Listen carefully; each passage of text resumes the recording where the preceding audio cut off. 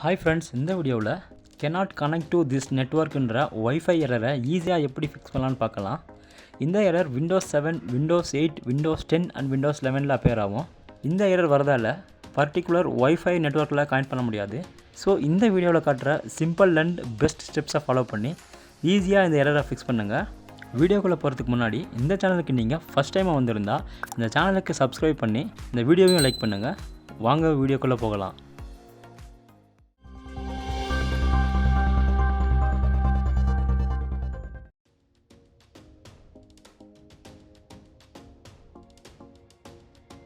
Command ப்ராம்ப்டை run as அட்மினிஸ்ட்ரேட்டராக open பண்ணுங்கள்.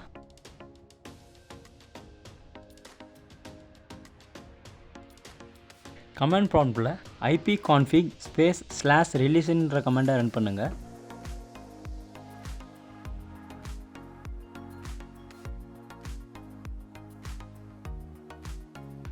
அடுத்தது ipconfig /renew கமாண்டை ரன் பண்ணுங்கள்.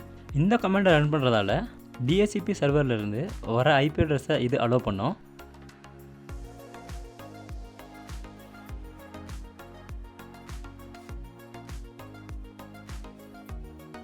அடுத்தது நெட்டேஷ் வின்ஷாக் ரீசெட்ன்ற கமாண்டை ரன் பண்ணுங்கள்.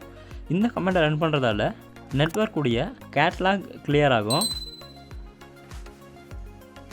ஸோ இந்த 3 கமாண்டையுமே உங்கள் கமாண்ட் ப்ராம்ப்டில் ரன் பண்ணுங்கள்.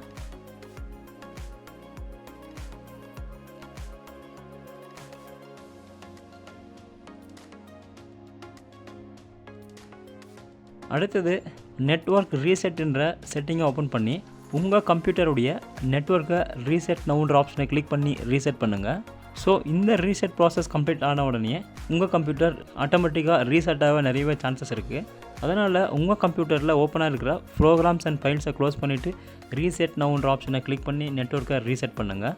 ரீசெட் ஆனதுக்கப்புறம் உங்கள் கம்ப்யூட்டரை ரீஸ்டார்ட் பண்ணி பாருங்கள்.